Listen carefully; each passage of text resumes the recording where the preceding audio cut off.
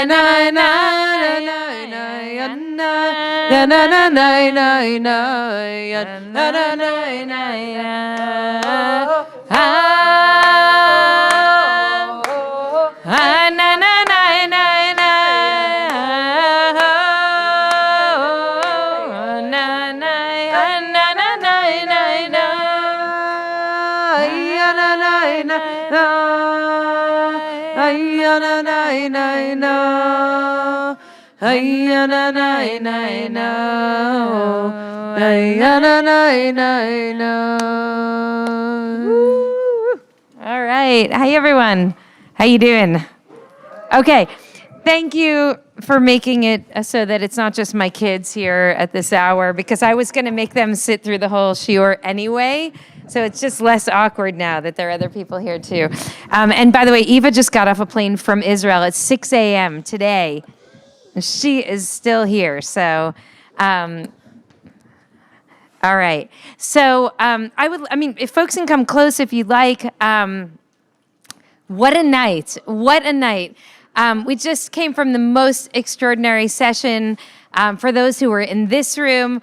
And I feel like we were given such a gift tonight. Rabbi Panitz engaged in Torah study with 3 recent converts to Judaism, and what a blessing. So thank you for those of you who've been with us for the last several hours. Okay, here's what I want to do. We're going to hand out a text, and thank you. Look how ambitious I was, how many people I thought would still be here maybe. at the last hour. You know, I always get the final slot, so it depends year to year. Okay, so I want us to think about, in this conversation about revelation and the receiving of Torah, who we're actually talking about. Who is receiving Torah? What is our circle of care and concern? And how far does it extend? And so we're going to start by looking at a Mishnah that comes from Masechet Ta'anit. Mishnah was codified in the year right around the year 220 CE, ancient compendium of Jewish law. And we're going to look at this text, and I want to see what we can learn from what the Mishnah offers us. And by the way, if any of our folks who are from home, do we still have any people from home with us? Oh, yes, we do. Okay, hello, people from home. We learned this text, but in a different way on the East Side a couple weeks ago. So East Siders, I hope you'll stick around so that you can see it this way too. We're asking a slightly different question tonight. Okay, so I'm going to introduce the first paragraph, and then I'm going to ask us to look at the second paragraph in Chavruta. The first paragraph reads the following, and for people who are at home, we're at Mishnah Ta'anit, chapter 3, verses, Mishnah, the 5th and 6th Mishnayot. For the following calamities, they cry out in every place. By the way, the translation comes from Sefaria, an incredible online resource for learning. The words in bold are the actual translation. The words that are not in bold come from Adin Steinsaltz, Rabbi Adin Steinsaltz. This is a filling in of this is an interpretation, okay? So that's true you'll see that throughout in both the Mishnah and the Gemara. Okay. I believe it's Steinsaltz also in the Mishnah. I know it's Steinsaltz in the Gemara.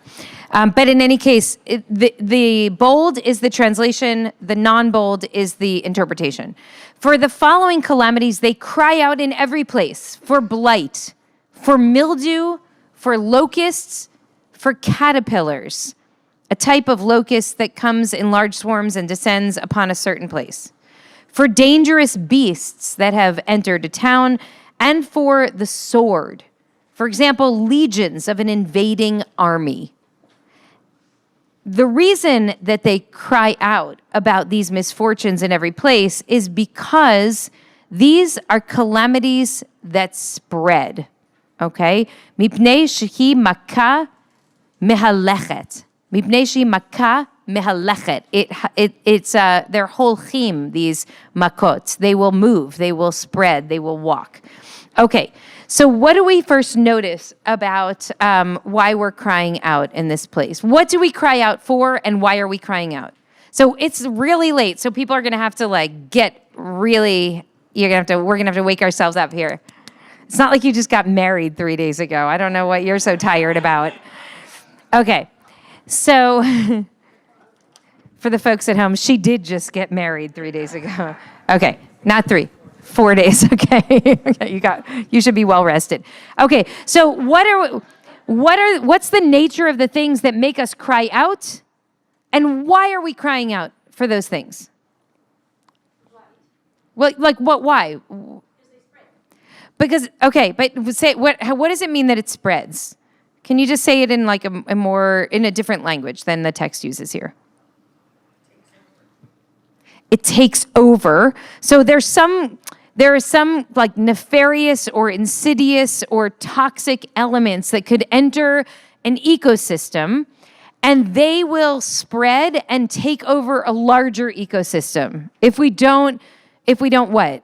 Contain them somehow? Is the thinking here that if we cry out, we'll be able to contain the spread of this toxic element? Is that what folks are getting from this? Why are we crying out when they're caterpillars, people? Okay, so it could be to warn people. Was that Joe? Who's that? Yes. We could be crying out to warn people that there are very scary caterpillars on the 1500 block of Point View, and you don't want to go near there, okay? We could be crying out in order to warn people. Why else might we be crying out about the caterpillars? Wait, what did you say? Because who's out of control? The people who are crying? Okay, says my husband of 26 years today, or I should say yesterday, as of 25 minutes ago. You're crying out because you're out of control, right? Because something has happened. There are caterpillars everywhere. You don't know what to do about it, and so you actually just cry out, right? It's like it's an emotional output. Rabbi Silver.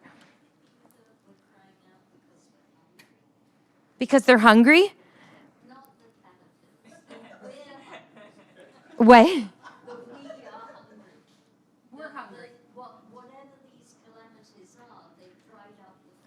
So we're in pain, right? And I think this is connected to what David is suggesting.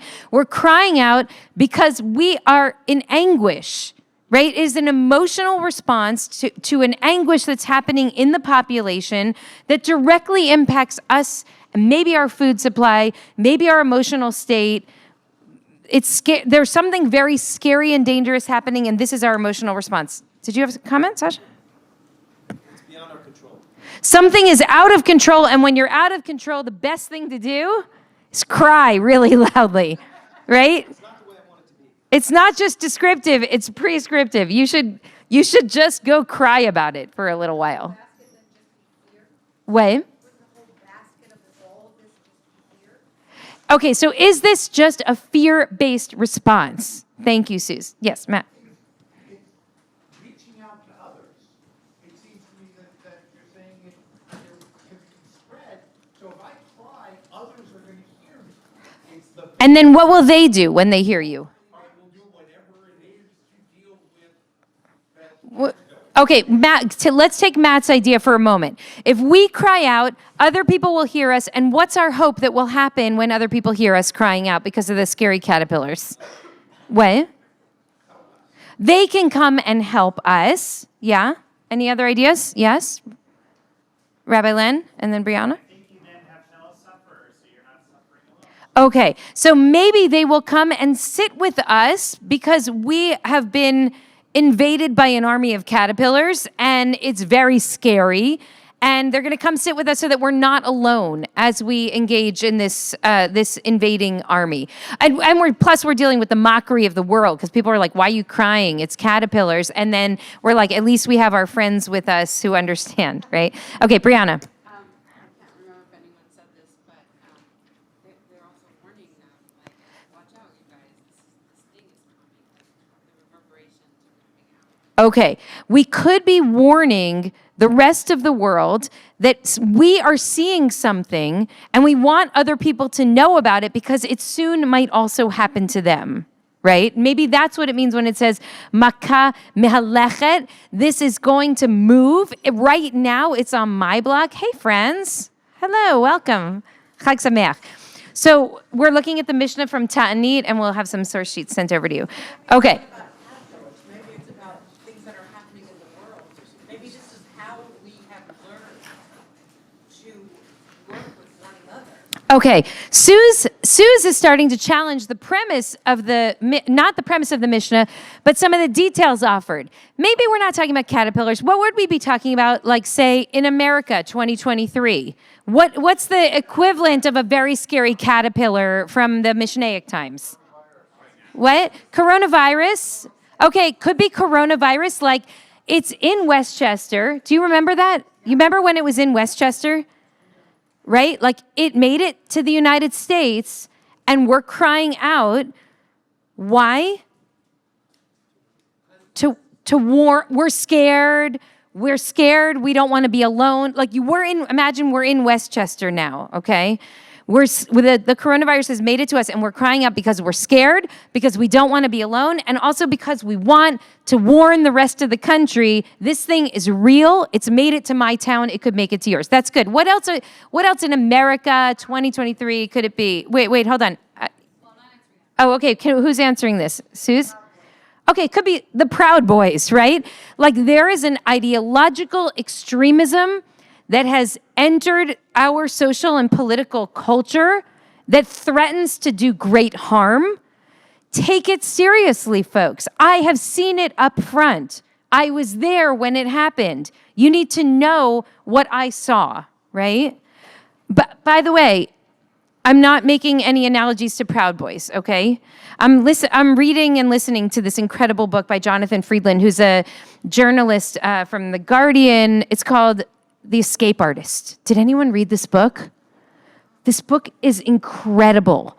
This guy, he does extraordinary research and writes in this really compelling journalistic way about a young guy who was 19 when he landed in Auschwitz-Birkenau. And he escapes Auschwitz. And somehow he gets incredible archives. The guy goes on to live a long life. He tells his own story, but then Jonathan Friedland really does all of the research and he tells the story.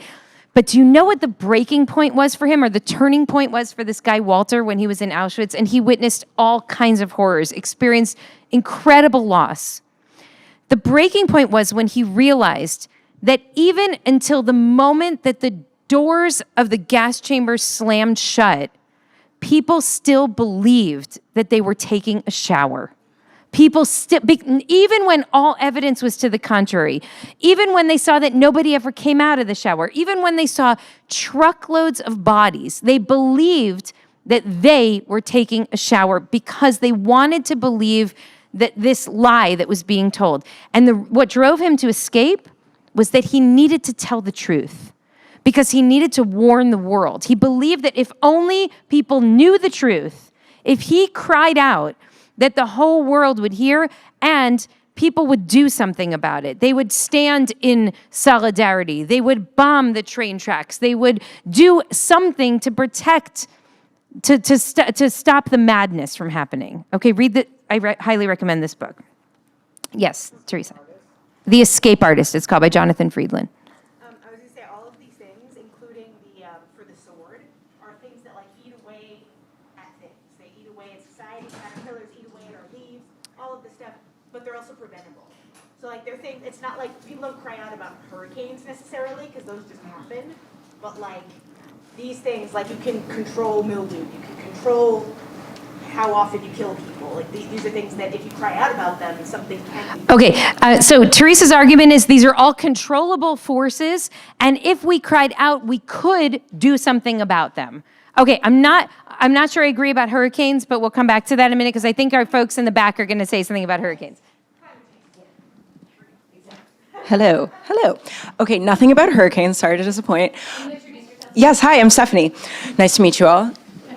So, what about those people who also feel that it is their responsibility to cry out about their version of a truth that maybe perhaps is not, in fact, the truth? Like the idea that Amanda Gorman's The Hill We Climb That's a might confuse very children. Wild example that is completely 100% what I'm talking about.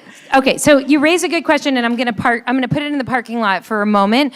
But when people feel this feverish need to cry out against a dangerous force in the culture, what if the force that they're crying out against is you, right? What if it's us? Then what? So I think that's a very good point to raise. Payam?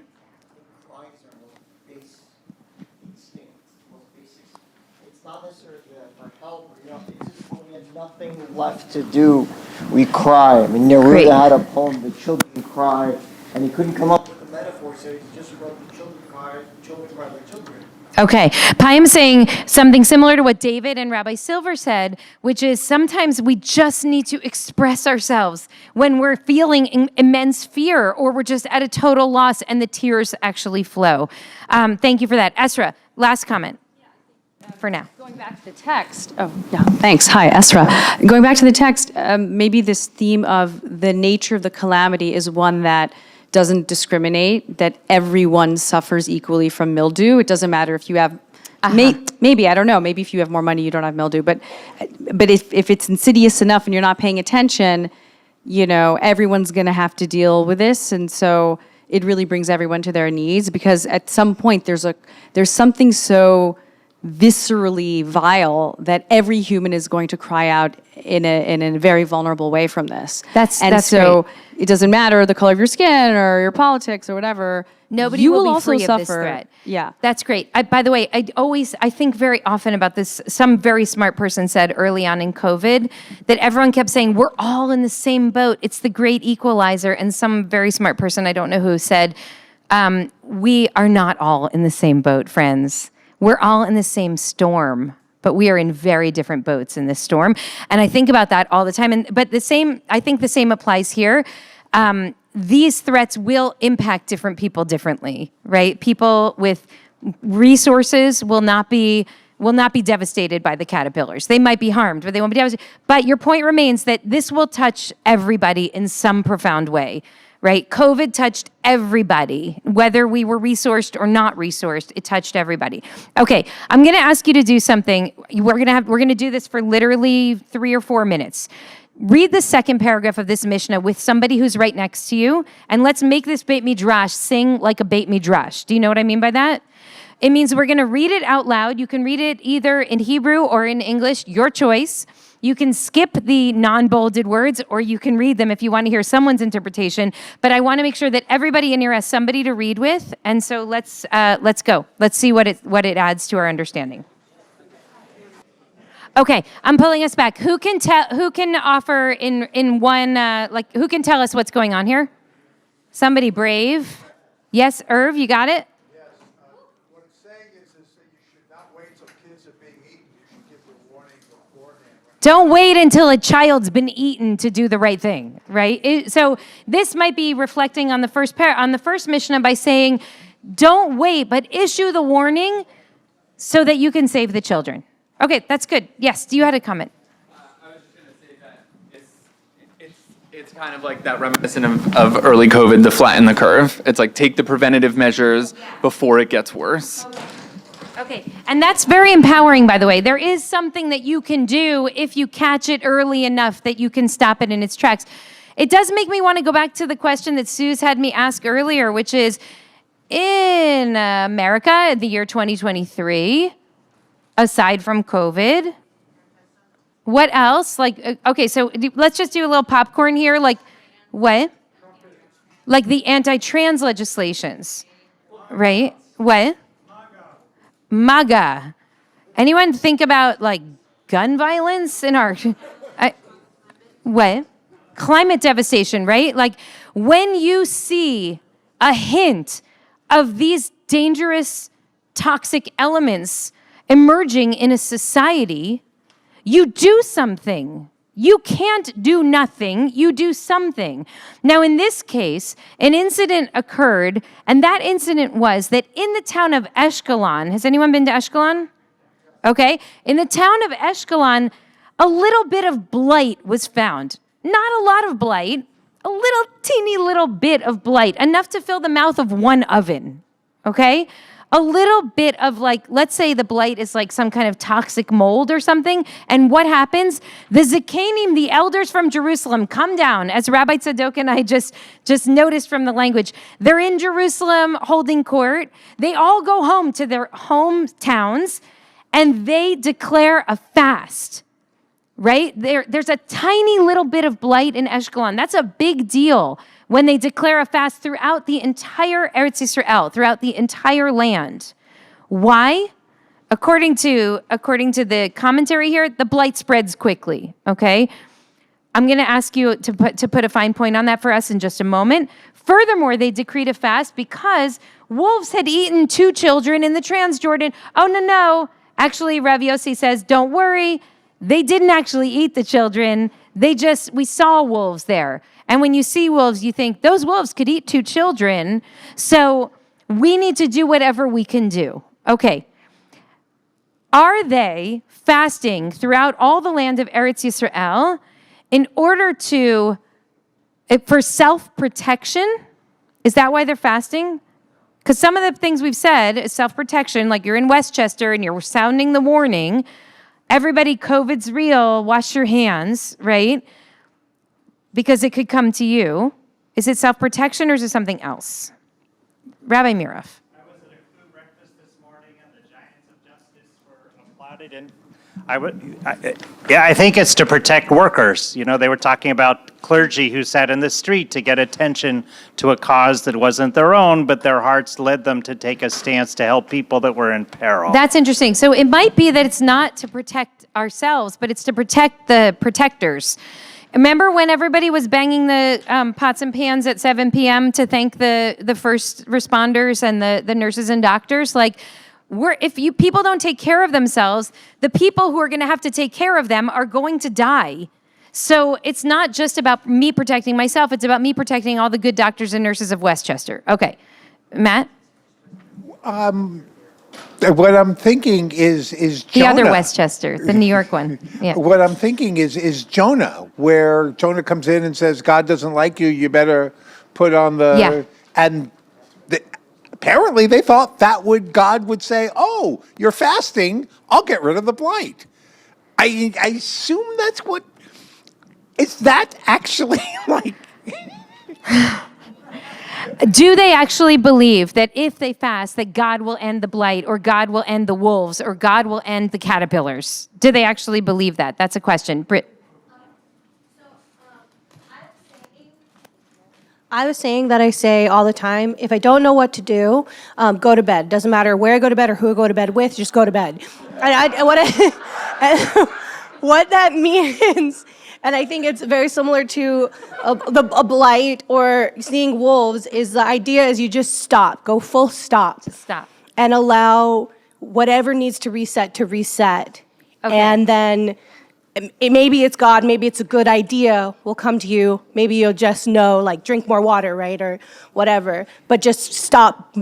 Don't try to fix it. Okay. Right? Speaking of Britt going to bed with whoever or whatever happens to be present in the moment, we're going to go on to the Gemara really quickly.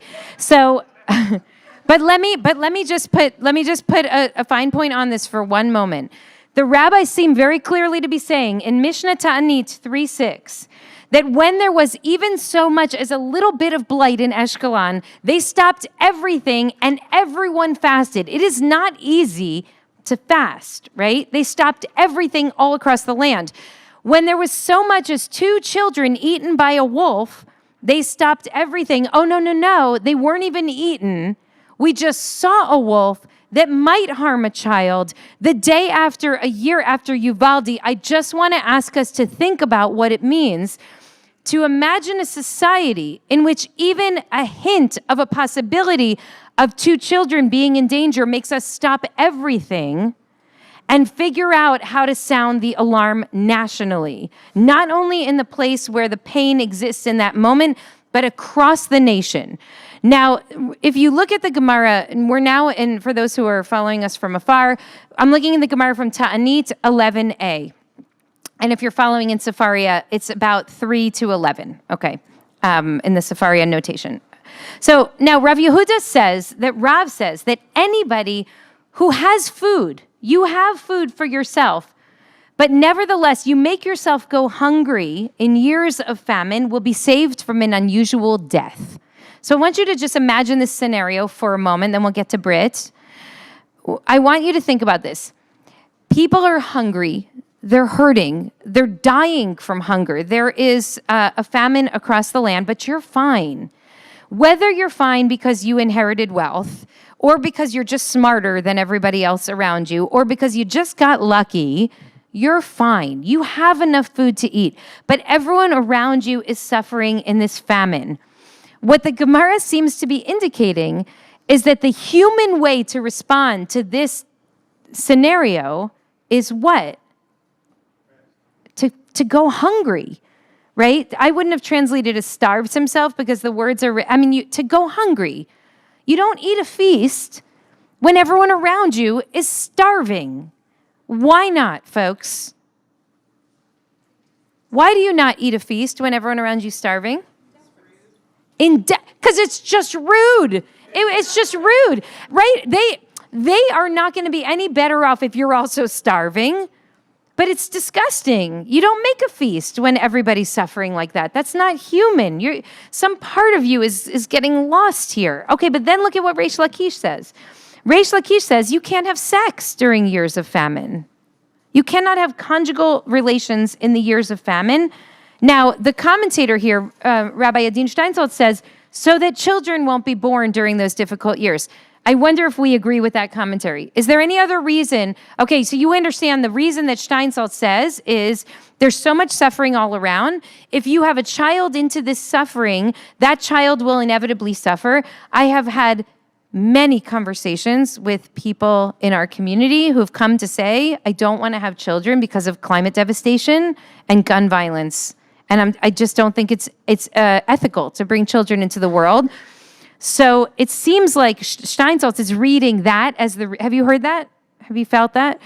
So I think Steinsaltz is arguing that that's the reason why Reish Lakish is saying you should not have sex during years of famine. Reish Lakish, by the way, had a very healthy libido, one could say. We know from other stories he had a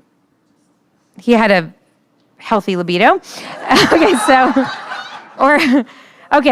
So what other reason though might we not want to have sex during a time of famine? What, Esther? Any other ideas before Suze? I'm going to come to Suze in a sec. Any other ideas? Because have we not heard from somebody?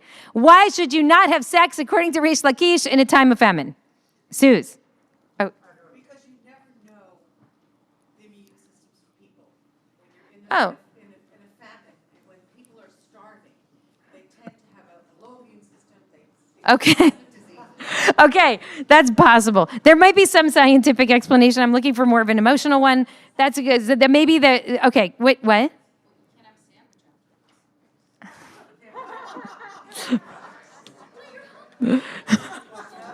You can't have a sandwich afterwards, she said. Okay. What? Any other reasons? Yes. Like having the big feast, like it's joyful and Yeah. you know. Yeah. And by the way, it's really distracting. It's going to distract you from the pain. And if the point of not feasting is that you don't want to really be distracted from your neighbor's emotional state, then all the more so you shouldn't be having sex, because the sex is going to distract you, and suddenly you're not thinking about your poor neighbor and how you need to do everything in your power to help your neighbor get food because you're thinking about other things. Okay. Now, there is a citation here. Reish Lakish derives this from actually directly from Torah, from Genesis chapter 41, verse 50. The verse says, "And to Joseph were born two sons before the year of famine came." Now, our rabbis were very careful readers of the text, and they said, why do we need to know that Joseph's two sons were born before the famine? That's an unnecessary detail for the Torah to offer us, right? Why does the Torah have to say it? And the answer they say is because basically he would never have had children during a time of famine because it would have been disrespectful. It wouldn't have been okay. So there's so many people suffering all around him in Egypt and beyond. So you just don't have sex. And our forefather Joseph is one of the people who taught us this. Okay. There's a problem, though, and now you can put down your sheet for a second. There's a problem. I'll tell you two problems, actually. One, actually, I learned from my friend Daniel Sokach, who you remember. He's one of the founders of Ikar. He became really good friends with one of the survivors of the Warsaw Ghetto Uprising. And one day, this old guy in Warsaw tells my friend, he says, "You know what we used to do in the sewers at night? During the uprising, in between battles, you know what we used to do?" And Daniel said, "I don't know, what did you used to do?" And he said, "We were 18, 19, 20 years old down there. We were all gonna die. What do you think we were doing?" Okay? So you'll never think of the Warsaw Ghetto Uprising the same again. I'm just sharing with you because I don't want to be alone there. That's problem number one. Problem number two is a woman named Yocheved, who is the mother of a man named Moshe. Yocheved was born on the way from Canaan, from the land of Israel, into Egypt. Now, do you remember why the Israelites, why the brothers came into Egypt? They were starving. It was a famine, right? Yocheved, it had been a famine already for some years. Yocheved was born on the way in, which means that Levi, her father, as in one of Joseph's brothers, Levi, What did he do during a famine? Okay, so how do we reconcile this? Because we're supposed to learn this big lesson that we're not supposed to behave this way during these kind of times. But then one of our own forefathers, and by the way, not just anyone, the one I named my son after, and also, the one who holds many of the priestly duties, that person did something that reflects disrespect, disconnection, lack of solidarity with others. How do we reconcile this? Any idea? Think of the Warsaw Ghetto fighters. Think of Levi. And say more, David. Even in terrible times, the human will to survive and to thrive still persists. So one of the interpretations that I heard many years ago from Rabbi Yosef Kanevsky, a great teacher of Torah, just down here at B'nai David in LA, what he brought is this. He cited a rabbi who cited this, that when we are in the midst of the darkness ourselves, the deprivation is unnecessary because we're already deprived. They all knew they were going to die, right? They all thought that they were going to die. Levi did not need to be reminded of the famine. He was living the famine. So if that's true, and the prohibition on feasting and sex and all the other good things in life exists in a time of famine, but not directly applies to the people who are experiencing the worst of it, then what is the point of crying out or fasting in dark times? Are you going to address this or something else? Okay, you got it, Paim. It's who's causing the famine, right? I mean, the Jews didn't cause the famine in the Warsaw Ghetto. The people in Warsaw didn't want them to have children. It's the same story with Moses. So that is an act of rebellion. But this is talking about if the Jews themselves are somehow the cause of the famine. Then it isn't an act of rebellion. It's an act of gluttony. So Okay, it's the difference. so I think what you and David are saying is connected, that literally engaging in life and falling in love and whatever they were doing down there in those years, those days, they had every right to do it. In fact, the act itself is an act of rebellion against the world as it is. Okay, I'm asking a question though, because when we looked at the beginning, when we were looking at these Mishnayot, we were trying to understand why are we fasting and why are we crying out? And many of the answers that we came up with were about self-protection, right? Because that makkah is mehalechet, it's gonna move and it's gonna spread. And if it's in Westchester, it's going to hit San Francisco. And when it hits San Francisco, it's going to hit Los Angeles. So we're crying out as a form of self-protection. But when you look at the story of Levi and Yocheved, and the idea that when you're living in the darkness yourself, you don't need the same kind of layers of protection between, the behaviors and the people next to you, because you yourself are experiencing it every day. It seems that it's pointing not to self-protection, but it's pointing to something else. Yeah, who said that? Yeah, thank you. It's solidarity. Right? That the reason that we do all of this goes back to what I think Joe Patesky said in the beginning, which is, did you say this or did Rabbi Silver say this? Or did Rabbi Len say this? The reason that we do this is because our fellow humans are suffering. And we have a tendency when we're okay to not think about our fellow humans who are suffering because their suffering turns us upside down. We don't want to be not okay, even in our minds, when we're fine, when we have food in our cupboard. And yet, the rabbis seem to be saying that is part of what it means to be a human. Part of what it means to be human is you don't have a feast when your neighbor is starving to death. It's called empathy. It's called solidarity. Now, look, the hour is late, and we've been studying for hours together. I want us to think just for a moment as we close about the connection between this idea and standing at the base of Sinai and accepting Torah, or standing in a Jewish community in LA in 2023 and accepting Torah. What does it mean to us about who is receiving Torah and who our Torah actually instructs us with regards to? Who and what are we called to be right now?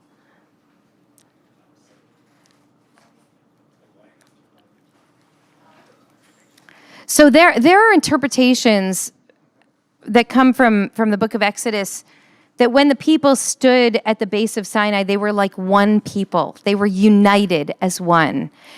They were one people with one heart. We don't need to even give them out.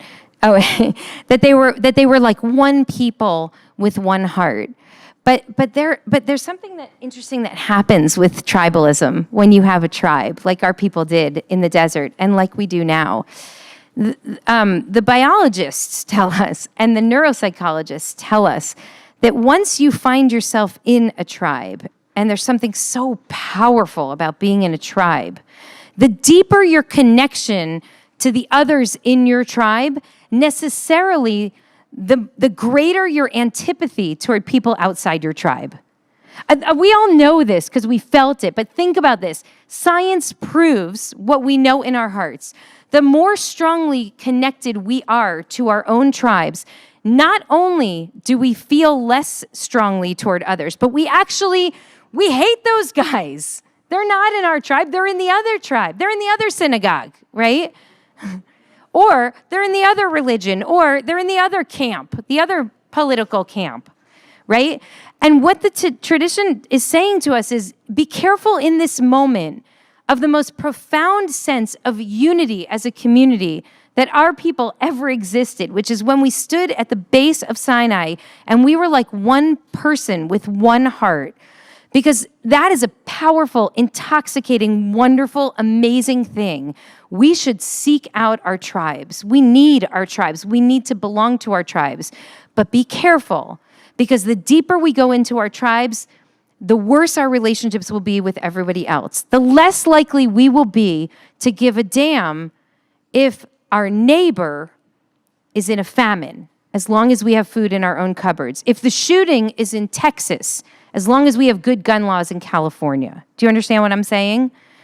On this holy night, I want to ask us to consider that as much as we are celebrating the power of this beautiful Jewish tribe and this incredible gift of Torah that's given to this tribe, that we're also being warned to be careful, to remember to extend our hearts, not only to each other, but actually to everybody outside of our tribe as well.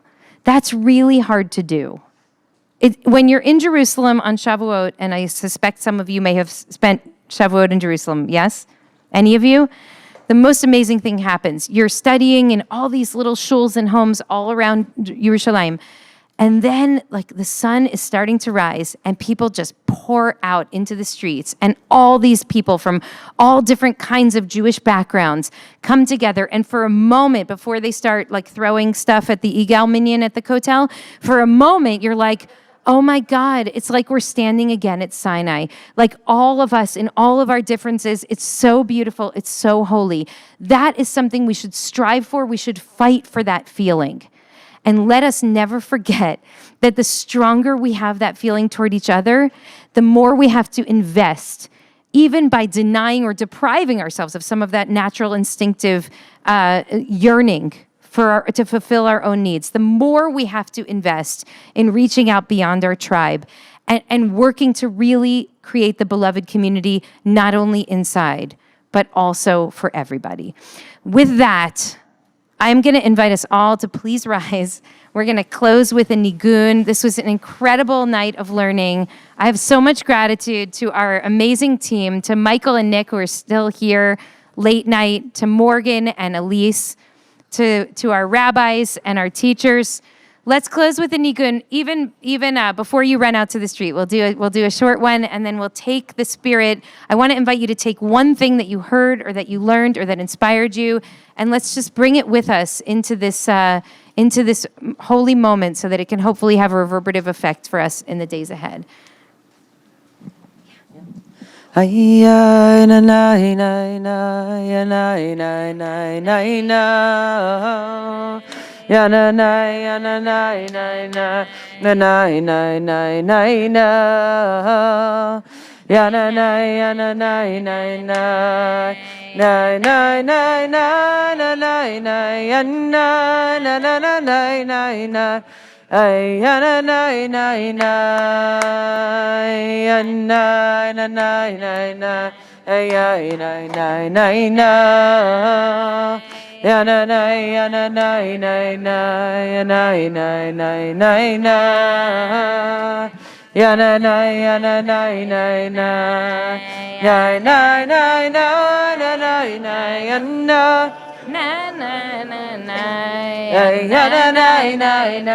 Oh oh oh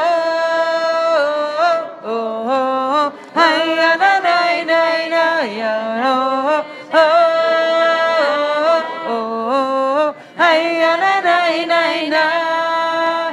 Ay ya na na na na. Ya na na na na. Ay ya na na na na. Ay ya na na na na. I'm closing with one last word, which I forgot to say. Where were the wolves and the children?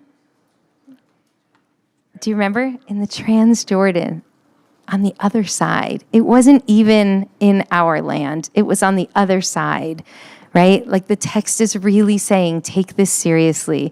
That's our problem too. That's our business too. And when we together embrace the suffering, we together will embrace the redemption. All right. Chag Sameach, folks. Shabbat morning at Ikar, 9:30 a.m. If folks don't mind, please grab your trash and your papers and help us. And let's fold up some chairs and put them against the wall. Thank you so much. Thanks, everyone.